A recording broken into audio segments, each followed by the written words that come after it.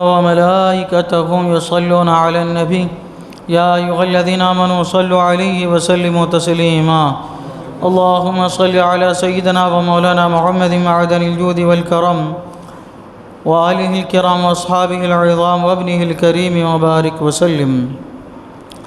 أعوذ بالله من الشيطان الرجيم. بسم الله الرحمن الرحيم. قل هل ننبئكم بالأخسرين أعمالا الذين ضل سعيهم في الحياة الدنيا وهم يحسبون أنهم يحسنون صنعا أولئك الذين كفروا بآيات ربهم ولقائه فحبطت أعمالهم فلا نقيم لهم يوم القيامة وزنا ذلك جزاؤهم جهنم بما كفروا واتخذوا آياتي ورسلي هزوا. تم فرماؤ کیا ہم تمہیں بتائیں کہ سب سے بڑھ کر ناقص عمل کن کے ہیں؟ ان کے جن کی ساری کوشش دنیا کی زندگی میں گم گئی اور وہ اس خیال میں ہیں کہ ہم اچھا کام کر رہے ہیں. یہ لوگ ہیں جنہوں نے اپنے رب کی آیتیں اور اس کا ملنا نہ مانا تو ان کا کیا دھرا سب اکارت گیا. تو ہم ان کے لیے قیامت کے دن کوئی تول نہ قائم کریں گے. یہ ان کا بدلہ ہے جہنم، اس پر کہ انہوں نے کفر کیا اور میری آیتوں اور میرے رسولوں کی ہنسی بنائی. اللہ تبارک و تعالیٰ نے اس سورہ مبارکہ میں اصحاب کہف کے واقعے کو بیان فرمایا. حضرت ذوالقرنین کے واقعے کو بیان فرمایا.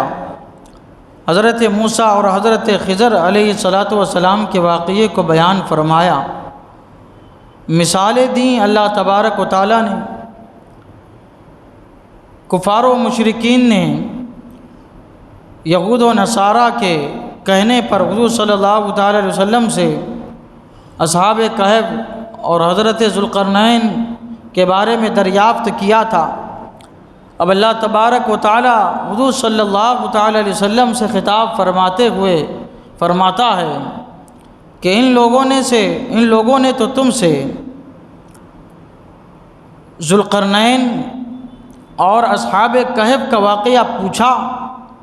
اب ہم تمہیں بتاتے ہیں کہ لوگوں میں سب سے زیادہ عمل کے اعتبار سے خسارے والے اعمال کن کے ہیں؟ اللہ تعالیٰ فرماتا ہے تم فرماؤ کیا تمہیں بتا دیں کہ سب سے بڑھ کر ناقص عمل کن کے ہیں؟ یعنی جنہوں نے اعمال تو کیے، مشقتیں اٹھائی اور یہ امید کرتے رہے کہ ان اعمال پر وہ بڑے فضل سے نوازے جائیں گے، مگر بجائے اس کے ہلاکت و بربادی میں پڑ گئے. اور یہ کون لوگ ہیں؟ یہ کفار و مشرکین ہیں، یہود و نصارہ ہے. حضرت علی رضی اللہ تعالی عنہ کی تفسیر کے مطابق یہ رافضی اور خارجی ہے. الغرض یہ کہ سارے لوگ ایسے ہیں کہ جن کے اعمال اکارت گئے اور وہ کس خوش فہمی میں مبتلا ہے کہ وہ یہ سمجھ رہے ہیں کہ ہم اچھا کام کر رہے ہیں، اچھا کام ہمیں قیامت کے دن کام آنے والا ہے.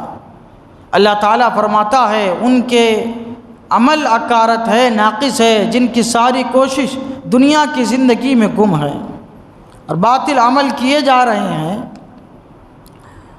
اور وہ اس خیال میں ہیں کہ ہم اچھا کام کر رہے ہیں. اولئک الذین کفروا بآیات ربہم ولقائہ، یہ لوگ ہیں جنہوں نے اپنے رب کی آیتیں اور اس کا ملنا نہ مانا، یعنی رسول قرآن پر ایمان نہ لائے، بعث بعد الموت، حساب ثواب عذاب کا انکار کرتے رہے، سمجھایا جاتا رہا، بتایا جاتا رہا، قرآن اترتا رہا، نبی کریم صلی اللہ تعالی علیہ وسلم تبلیغ کرتے رہے، لیکن انہوں نے کسی کی نہ مانی، کوئی بات انہوں نے نہ سنی، تو ان کا کیا دھرا سب اکارت چلا گیا۔ اللہ تعالیٰ فرماتا ہے ان کے بارے میں، تو ہم ان کے لیے قیامت کے دن کوئی تول قائم نہ کریں گے۔ یعنی یہ کہ حضرت ابو سعید خدری رضی اللہ تعالیٰ عنہ نے فرمایا کہ قیامت کے دن بعض لوگ ایسے اعمال لائیں گے جو ان کے خیالوں میں مکہ مکرمہ کے پہاڑوں سے زیادہ بڑے ہوں گے، لیکن جب وہ تولے جائیں گے تو ان میں کچھ وزن نہیں ہوگا۔ اللہ تعالیٰ فرماتا ہے کہ ان کے اعمال قیامت کے دن تولے بھی نہیں جائیں گے۔ کفار و مشرکین ہے، ان کے اعمال تولے نہیں جائیں گے۔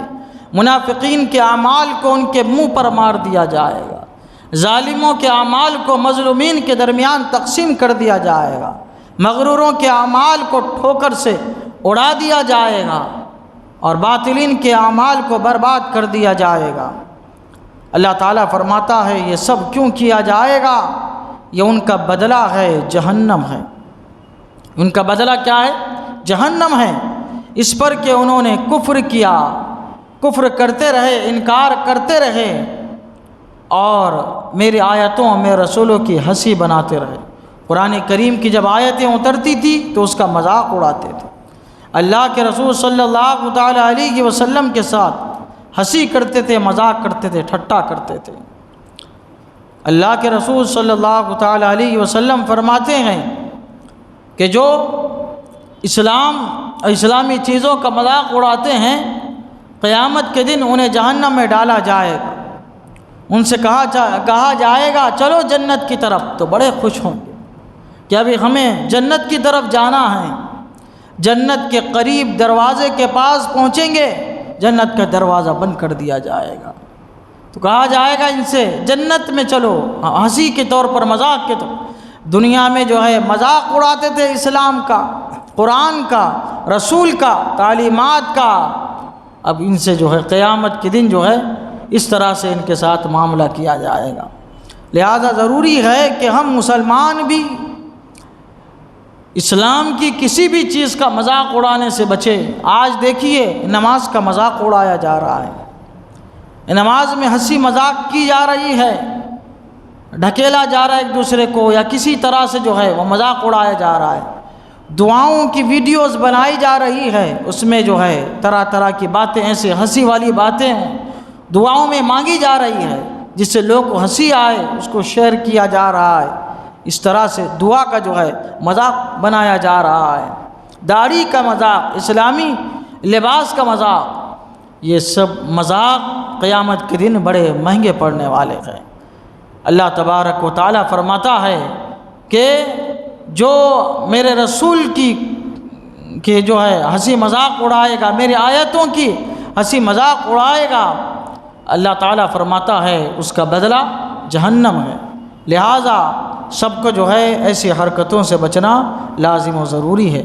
اللہ تعالیٰ کی بارگاہ میں دعا ہے کہ مولا تعالیٰ ہم سب کو قرآن شریف سیکھنے سمجھنے اور اس کے مطابق اپنی زندگی گزارنے کی توفیق عطا فرمائے۔